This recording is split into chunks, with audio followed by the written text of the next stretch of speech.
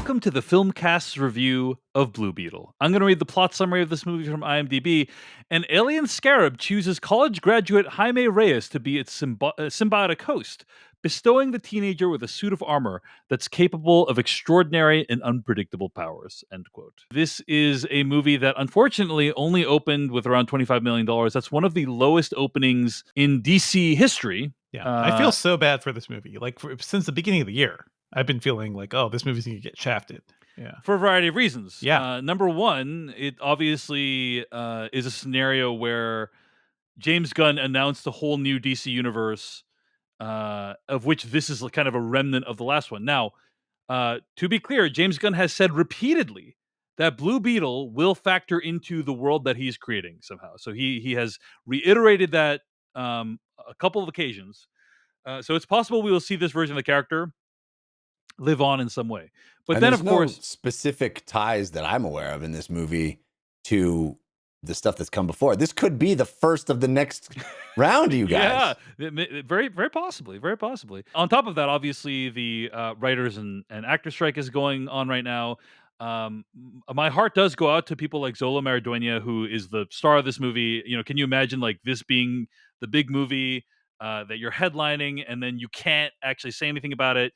It sucks. Yeah. And You get this crazy shot. You probably would be able to do amazing press and live in that moment. And nope, all taken away. That's such a bummer. And you know, and to be clear, the studios need to give the actors and writers what they want, you know, like that's and end this thing so everyone can get back to work.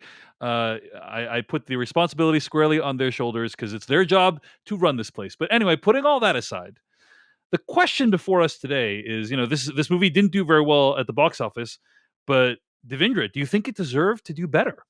Let's start there. I do think it did deserve to do better. Like I've seen worse films from the DC, output of stuff so far. This is a very I've seen worse Marvel films. I've seen worse Marvel films for sure. This year. It's a very basic superhero premise. It's like they went to the superhero movie factory and made a cookie cutter version of another character who has powers similar to Iron Man and also sort of Spider-Man, but also sort of Green Lantern. There's a lot of things going on here. I don't know anything about this character or the background of it, but this movie I think is perfectly fine, and I think there are some highlights to it too, like the focus on a Mexican family and how important the family is to this character does feel different than most other superhero stories where they're keeping the secret from their family and it has to be a private thing, or the family instantly disavows them or something. No, it's very much hashtag family in a lot of fun ways too. I think the way they use some of those family members is genuinely fun. I think I like most of the actors involved here too. Like I think it's a great setup and premise, and even the action at times, like when this movie gets going and the kid gets the suit and they get to do some big action sequences, I think the movie generally has fun with it. I just feel really bad that it does feel like going into this, it's like it's already dead. Like going into this movie, I felt like no, it didn't feel like audiences had a way to save it because there's very little buzz for it. The studio, even before the strike or anything, it didn't feel like there was much of a push of support for this thing. And I think it's perfectly fine. I hope it gets some legs on streaming and on video on demand because I could see especially kids watching this and Latin American kids watching this, like seeing parts of their culture not ever really shown in a typical superhero thing too. Like we don't see it too often. In the Spider-Verse movies, Miles is he's an Afro-Latin guy, and it doesn't factor that much into those movies too. So yeah, I think this one is at least doing things differently. It has some things to say. Also, like there is there is a raid that happens in this movie that feels like there are tinges of what people feel like, when they're worried about immigration and they're worried about their status and things like that. So like it is tapping into some real world fears and also some real world situations. So yeah, it's perfectly fine. And I wish there was just more love for this movie from the studio level. And certainly even before the strikes and everything, I just wish like there was more of a push for this thing because I thought it was perfectly enjoyable. It really does feel to me as though the superhero genre or comic book superhero genre is kind of if not in crisis, at the very least at an inflection point. Guardians of the Galaxy Volume 3 did well. So like no doubt about that. But there was Quantumania this year, there was The Flash, there was this movie. None of those movies did well, right? Crisis of Infinite Adaptations. How about that? Yeah. Right. And it does feel to me as though and these movies are very expensive. This movie cost around 105 to 120 is what the numbers have been bandied about. And that's the problem is like these are massive bets that the studio makes. And for many, many years, they could count on these movies having like a minimum threshold of box office. And now it doesn't feel like they can anymore. I'm really curious how the Marvels is going to do, because that's coming out in November and it's going to really decide for me whether like this engine still has gas left in it. But Jeff Canada, I'm curious before we get to your thoughts on Blue Beetle, like, you're one of the biggest superhero movie fans on this podcast, and I am curious, like, if you feel like people are getting tired of this, or if you're getting tired of this kind of stuff. I think the answer is yes to both. I mean, I honestly, and not just this because this is a DC movie. Obviously, I've said many times that I'm a Marvel zombie from way back, but even Marvel's output at this point, I have not finished Secret Invasion. I just like can't bring myself to keep watching it. I think my interest has tapered precipitously, and I have said, I think I said on this show that I consider the last Marvel Cinematic Universe movie to be Endgame. Like that was the last Marvel Cinematic Universe movie. There's been more superhero movies, but I feel like the Marvel Cinematic Universe came to a close. They did it. They hit a home run, and I think that it hasn't been a cinematic universe after that. There's been some shared people in other movies, but it really hasn't been. It's been this mishmash of superhero movies, some good, some not so good. So even Marvel isn't really doing it. And here we are on this, at the cusp of James Gunn really going all in and trying to create this cohesive thing at DC. And I really believe in his abilities and his talent, his skill to create compelling movies. I'm very excited to see his Superman movie. But I am inclined to think that this thing has run its course, and we're not going to see the highs ever again that we used to. I think there's still going to be successful superhero movies. Clearly, Into the Spider-Verse, Across the Spider-Verse, huge hits, right? Or at least the Across the Spider-Verse, huge hit. There's still going to be interest in these iconic characters, and if a great movie is going to come out, it'll come out and do well. I think if the next Batman movie, Matt Reeves doing another Batman movie, I think that has a chance to do very, very well. I don't think superhero movies are going away. I just think them being the dominant cinema attraction is waning, and I don't know what's going to fill that void. I suspect video games, Jeff. It's going to be video games, and it's going to be toys like Barbie. Yeah. And Barbie and Super Mario Brothers. Get ready for that Polly Pocket movie. Link. Barbie and Super Mario Brothers are the canary in the coal mine. They are signaling the next wave of what we're going to see be inundated with. And I can't complain, right? Because I got what I wanted. So I'm gonna, here we go. Right.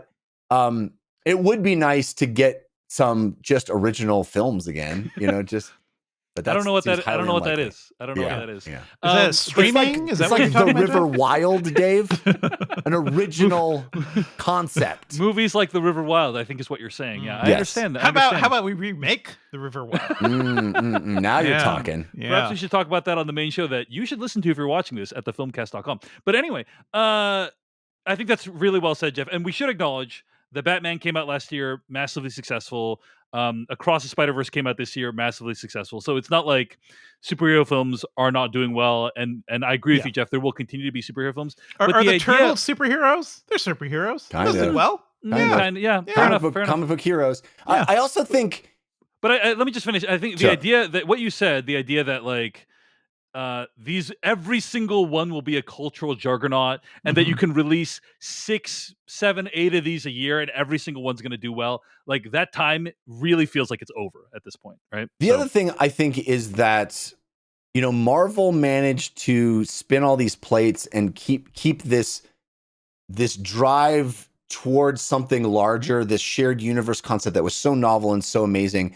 And in doing so, infused properties that had no cultural footprint with a cultural footprint, right? We had an Ant-Man movie, multiple Ant-Man movies that people rushed out to see. We had all of these characters that, unless you were me growing up collecting comics, you couldn't care less about. All of a sudden, people were, enthusiastic about Guardians of the Galaxy and a raccoon inventor. These preposterous comic book ideas somehow gained cultural relevance. I still think we will have people that want to see a great Superman movie, a great Batman movie, a great Spider-Man movie. I don't think that is ever going to go away. There's something indelible about those characters. Blue Beetle, that's a harder sell, I think. And I think Marvel's going to find that too, where you have all of these sort of bottom of the barrel, that's a pejorative, but I don't mean it that way. These, characters that most people have never heard of, the Booster Golds of the world for DC, all these characters that they're moving to now, they're just, I don't think that it's going to sustain that anymore, because Marvel's not really spinning the plates like they used to. They're not building up to something grand that everybody's anticipating, and they don't have the big characters supporting that foundation. And maybe James Gunn will be able to pull it off, but I think his Superman movie could come out and do wonderful, and everybody will think, okay, superhero movies, let's go full gusto and make all your crazy ancillary characters. And I just don't think that that's ever going to happen again. I could be wrong.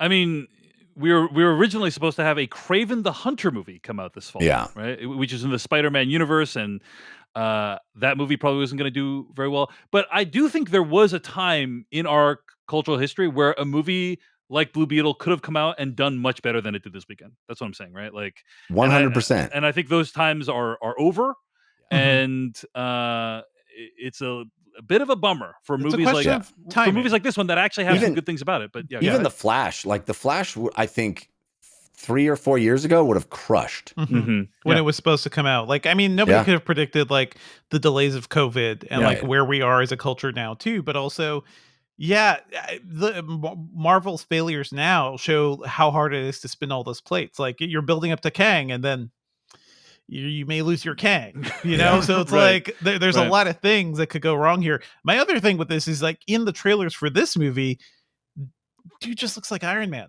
They're doing the Iron Man thing, and I feel like it wasn't doing a new thing to kind of convince people to like go see. We've seen people in suits pointing hands at each other already.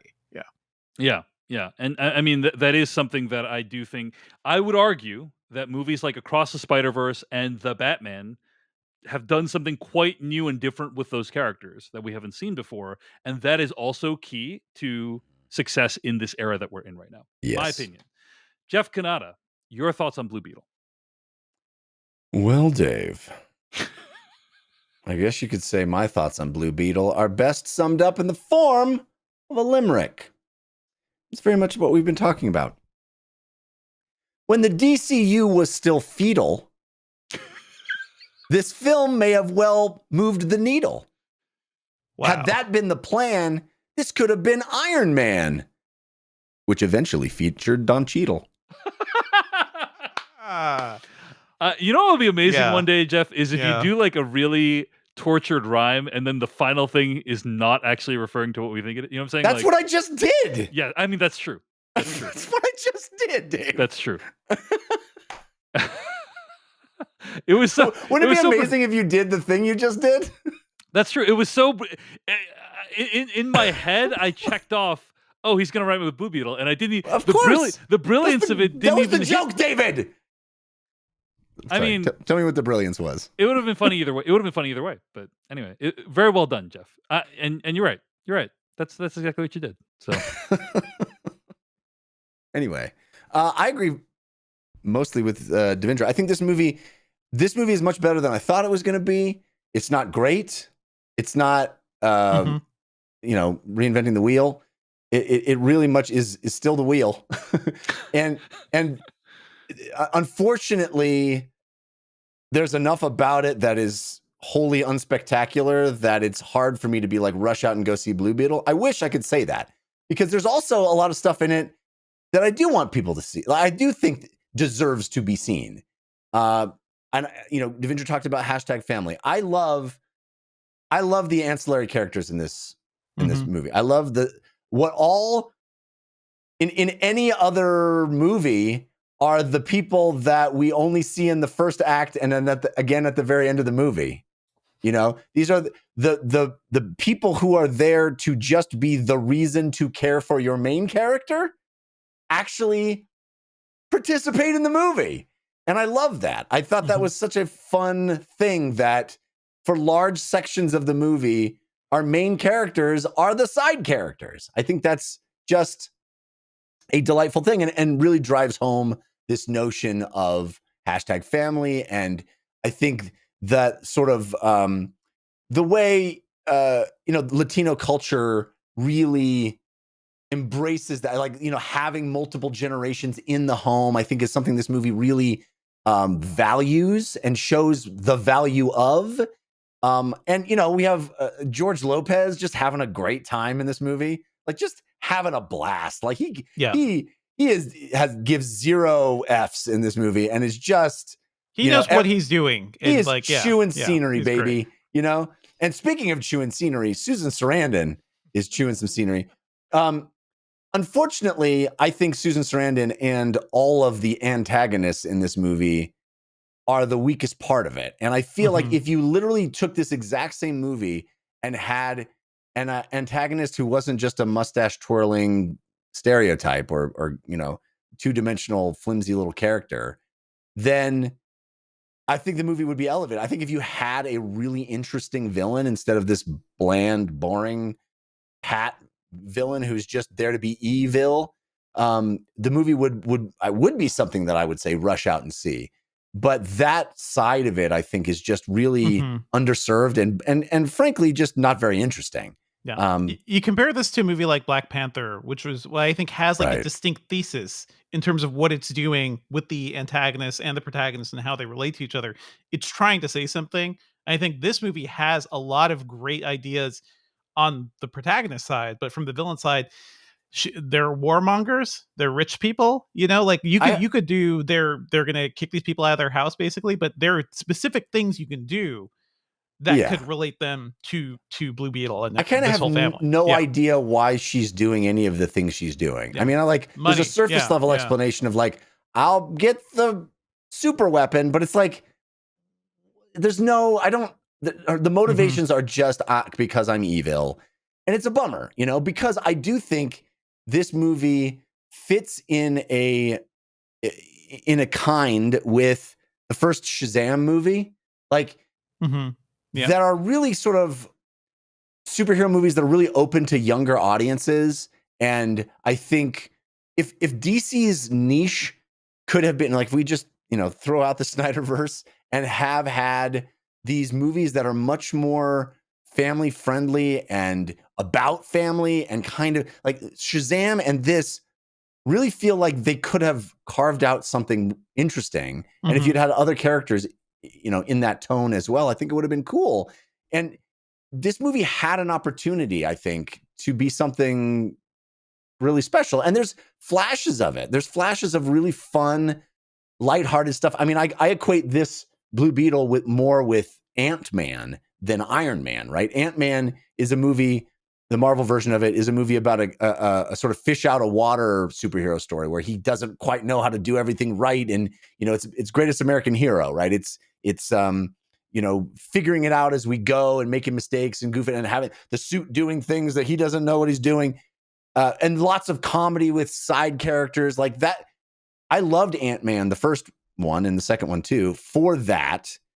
And I think this movie has that. It just doesn't, it doesn't complete the picture with with creating an interesting villain or interesting stakes or an interesting thing to do. The characters are all great. The family is all great. It just, it doesn't quite get there to be a home run, but it also doesn't deserve to be a complete flop. Like this movie, I think a lot of kids would really dig it. And I think there's enough fun to make it a worthwhile viewing experience. Yeah, I think I'm pretty close to what you guys think about this. It is very solid, right down the middle, very reasonable superhero origin story. A The very thing, cromulent film. Cromulent is the a word here. perfectly cromulent film. You know, the thing that I think about sometimes, guys, is we all watch WandaVision, right? Mhm. Indeed. Wanda Maximoff drives a Buick in WandaVision. And I remember watching Wanda Maximoff drive a Buick and that really like being kind of taken aback by that because it's very rare that we see Avengers doing normal human things. Yep. Like you know, we see what's his name? Robert Downey Jr.'s character. Tony Stark. Tony Stark, we see him like driving his Porsches and all this stuff and driving like really nice cars. And we see Thor growing up on Asgard and needing to deal with all but like it's very rare that we see normal human things happening in these superheroes' Well, lives. unless you're Um, talking about Spider-Man. But yes. Yeah, Spider-Man, I was gonna yeah. get to that, but I would argue that the movies actually have done a really bad job of that. Mm, Specifically the Tom Holland movies, like because yeah. for reasons that we've already discussed in past episodes, like Tony Stark has been a part of the picture the whole time, and so he's rarely been like a normal everyday neighborhood Spider-Man in those movies, unfortunately. The closest thing is Ant-Man, as you've already discussed, Jeff. Which is like, hey, this normal dude, um, doing that stuff, and so that is somewhat refreshing to me that we see that in Blue Beetle, where it's like, hey, he's a normal guy. And the familial relationship I think is very charming. But just the idea of like the guy has a family and um, familial commitments and Mhm. obligations, and this is stuff that I just generally don't see that often in these Yeah. movies. It's And I think funny, he has a family also, they have to go everywhere with him, and this reminds me of, of my wife's family, basically, too, like, they show you a car, right? They show you George Lopez's car. There's more people in that family than fit in that car, yet somehow we will make it They all work, show and up. we will all show up, and we will all ride in that car. But, yeah, That's funny. that was I don't know if that was, like, an intentional joke, but that car has 5 seats at most, and there's, like, 7 people going around there, yeah. But yeah, the whole relationship that he has with his Yeah. family, in my opinion, the best part of the movie. It kind of separates this movie from a bunch of other similar movies, and I think it's worth noting because I think uh, superhero movies could use more of this kind of stuff, in my opinion.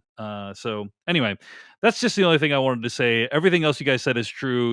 It's pretty rote in terms of Yeah. the origin story components of it. The villain is not great, but also, hey, the villain in Iron Man wasn't great either. Like again, imagine this movie coming out Yeah. 12 years ago. Like this would have been Yeah. mind blowing at the time. But The villain in now, Iron Man, though, like, the first villain is, like, he's family, right? There is, like, a connection there pretty much, right? It was his uncle, his Yeah. trusted uncle, and yada, yada, and then, like, capitalism is the thing there, whereas here it's like, you could have a villain who hates immigrants. You could have something, like, whereas this one's Mhm. like, seriously, Susan Sarandon just, like, doesn't care about any life, basically, like, everybody's you're saying there's expendable, yada, yada, yada. no broader thematic Yes. weight to the Yes. villain in this movie other than that they're just an evil Yeah. person. Yeah, and It I seems would like this agree. corporation is trying to take this family's home away, but you only really see that in a sign in front of the house. Nobody Mhm. ever really says it out loud. I found that kind of funny.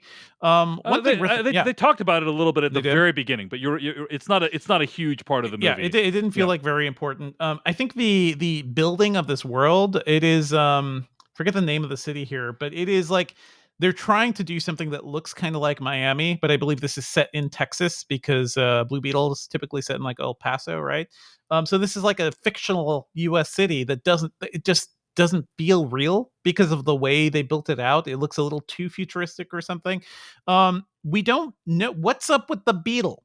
What's up with the thing, the Yeah. aliens? What's the background? What's going on here? Well, It's just an alien gotta that leave becomes a symbol. the Yeah, sequels, baby. It's a franchise. Come on.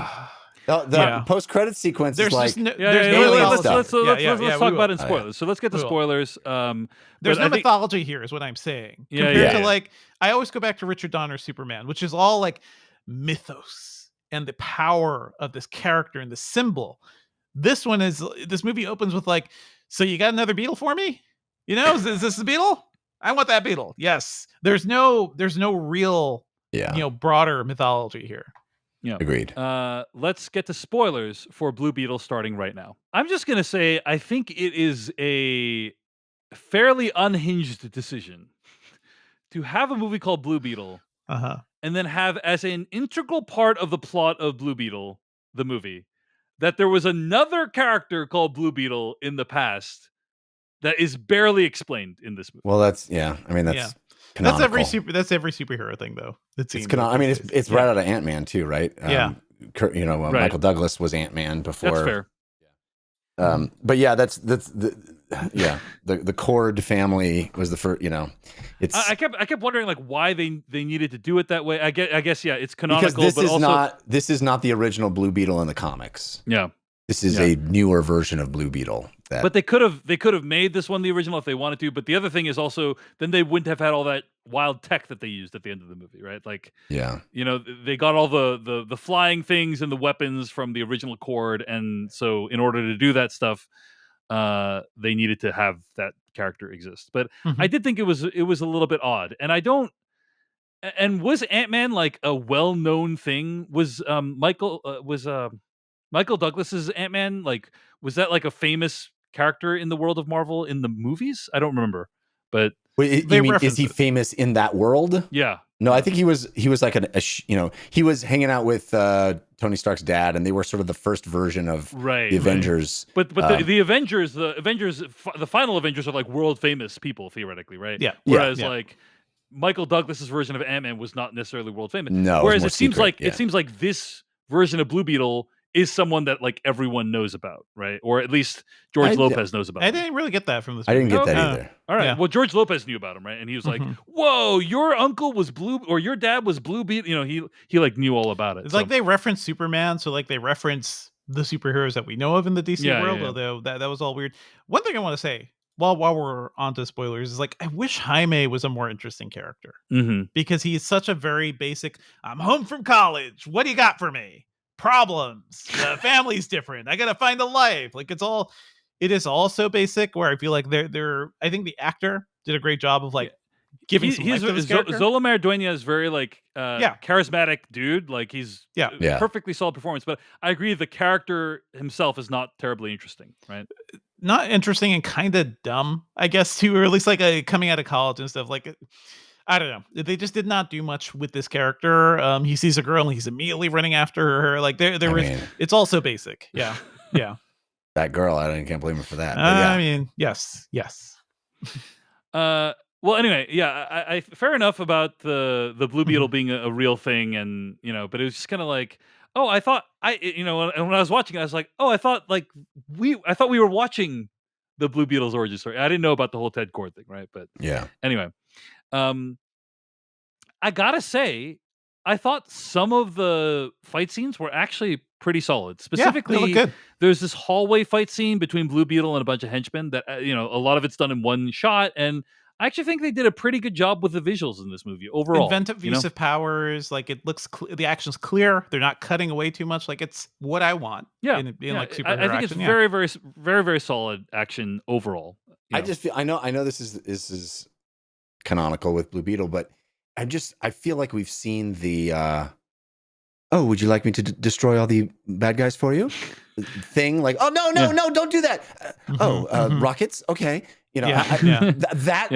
interchange between the suit and the person, it's just so done. I wish they could have figured out a way to make that feel fresh or do it in a different way. It just felt so tired to me, and unfortunately.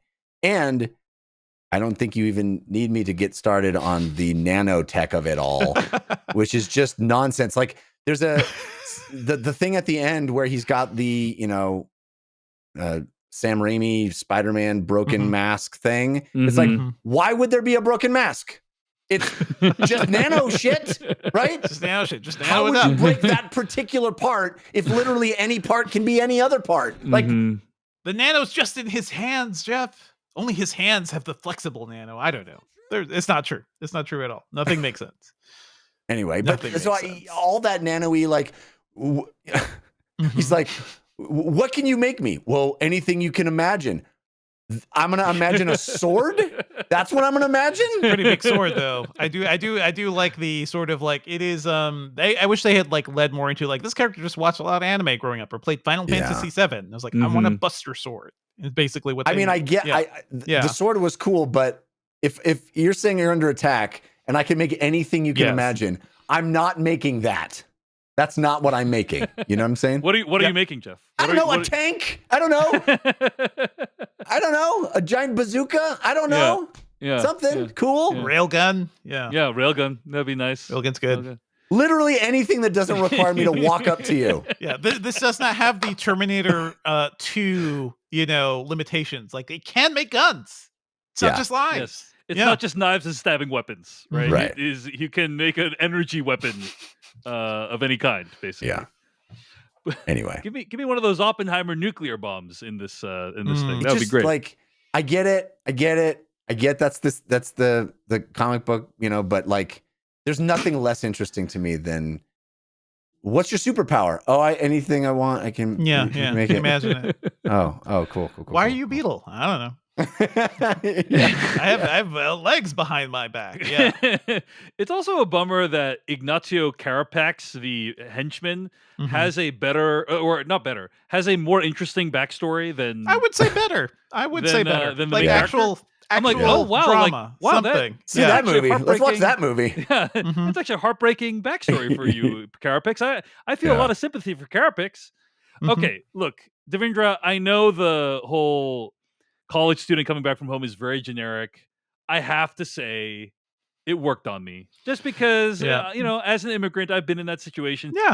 Not the same, but like a very similar situation. This is why I'm saying he's being very dumb. But yes, because I have been through that situation too. Yeah. Well, why is he being very dumb then, in your opinion? It's just it feels like the thing where the family kept secrets from him, like, oh, your father had a heart attack. You're saying he's dumb because he doesn't know what's going on with his family. Right? He doesn't know what's going on with his family, he hasn't picked up the pieces and figured out, or put together the pieces. He's kind of like a baby stumbling. I was like, oh, I have to get a job. I have to figure out my life. And it's like, if you're such a wonder boy, it does feel like you should have probably had some of this in mind, or have a personality rather than just be affected by the circumstances around you. Well, canonically, Devindra, Blue Beetle is not the world's greatest detective. Okay, so that's true. That's Batman. That's another Batman. character in the DC universe. But I actually, I think I'm probably the warmest out of all three of us on this movie. Oddly, but the stuff where he's at home and he's dealing with his parents and their expectations. It's like, oh, that's actually like. And again, rare to see in these kinds of movies where like the sister, there's actually like emotional stakes with the family attached to this. All the family stuff was great. I liked how you have that moment with George Lopez where he says, oh, I've been working on the perfect gadget. I was like, really? Also, his uncle is also, but then his gadget doesn't work, and its only use is that he uses it as a bludgeoning weapon to bang drive the car and flip it off the back. Well, it does like it did black out the surveillance. It scrambled their surveillance things. He had to kick it for it to work. Yeah, but I thought that was clever. That it was it was a swerve. It wasn't that he's also Q or I mean, he is though. He got all the alien tech working too. Yeah. Well, then I don't like it. Then you convinced me not to like it, Devindra. The other scene. There you go. The other scene I don't like, honestly, and maybe I'm just cold-hearted Dave Chen over here, but I thought it was completely redundant, unnecessary, and just kind of insultingly obvious to do the scene where he has a experience talking to his dead father. We get all of the stuff that happens in that scene we've already gotten. It's so redundant. It's so on the nose. It's so it felt very you don't trust me as an audience member to put this together at all. But I thought the relationship between the father, I loved the father as a character, his sort of relentless optimism. You tend not to have that be the father character in movies like this. And I just thought having a dad who was just constantly like, hey, we're going to work through it. It's all okay. I'm going to be fine. It's going to be good. Don't worry about it. I loved that guy, and him dying, I thought was a really interesting touch, because clearly in movies like this, the Nana is the one that dies, right? Yeah. And instead we have this, and the Nana survives. I thought that was all very unconventional and cool. But then to like have the scene in the afterlife where which it just felt so insulting of like, oh, you really don't trust me enough to get anything out of the relationship they've already had. You know, It feels weird too because the father died, and like we never go back to that in a way. It never feels like the family kind of resolves that loss. Like go There's to the that- bedside or something. Yeah, there's that wonderful moment where the Nana says, "Okay, now it's okay to cry." Yeah. And honestly, I got emotional Yeah. because of that line Yeah, where it's yeah, like, oh, I thought Mhm. that was such a beautiful thing of like, oh, we haven't been able to actually mourn because we've had bigger things to do. Yeah. And the matriarch of the family says, okay, now we can cry. It was like, Mhm. oh, wow, what a beautiful moment. I did like that moment. I love the Nana. Nana is great because also talk to immigrant grandmas. They got stories. They have stories. Like to make it here, and also like depending on what country they left from. I thought she was hilarious as a character. Yeah, good stuff. You know, Jeff, I didn't have as violently negative reaction as you to that part. I think probably because I thought, oh, they're introducing some kind of Mhm. afterlife in between land that they wanted to use for some future DC movie. You know, that's what I assumed. Probably. I mean, That's what I assumed. Black Panther did that, and then they keep going back to that. There's a so, whole yeah. freaking Yeah. like visual design of this place that they're in. Like it's a whole new concept of a place. So I'm like, why? You know, they could have just had them in a white space like Barbie did. You know, like it's like, but they clearly designed this whole new thing. So I'm like, there must have been some other purpose for this. Was my guess. I don't know. Maybe not. Mhm. But I hated it. yeah, Sorry. I can tell. I hated it. All right. Well, anyway. Any other thoughts, guys, or shall we wrap it up? Was there post credits? Because I did not stay. I had to. There was a mid credit scene Mm-hmm. that's that was like Ted Cord is alive. That was the mid. He's credit. out in we space. never resolved that. Yeah. He's out in Yeah, space. He wants to meet. He has to get to his daughter. So. Now, again, James Gunn has said Blue Beetle's going to come back in the DC universe. I'm guessing we're never going to hear from Ted Cord again. I'm just putting that out there. I don't think we're going to get any follow-up. That's not a thing. I think. I mean, I'd love him to be telling the truth, but I feel like this movie opening to what 8 million, whatever it did, like that Blue Beetle's not 25. Mm-hmm. Oh, okay, Yeah. Maybe I doubt it.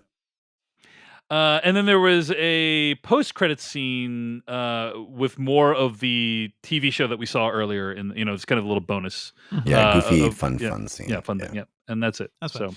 I do think James Gunn, speaking of B movies, by the way, like master of early B movies, I think early on, like, I think, hey, this movie sets up a character. It does a lot of legwork. You could do something with the idea of Blue Beetle or with the idea of these families. So it would be fun to see him like do something with this character and another thing eventually. Yeah. Indeed. All right. Well, at the end of the day, it is impressive that Ángel Manuel Soto made a movie. Thank you so much for watching this video of the Filmcast. Check out these other videos that we have available, and be sure to hit like, subscribe, and hit that bell icon to get other videos from us in the future. You can also go to thefilmcast.com to catch all of our audio podcast versions of all of our episodes. And support this podcast at patreon.com/filmpodcast, where you can sign up for ad-free episodes and exclusive After Darks. Thanks so much to everyone who makes the Filmcast possible.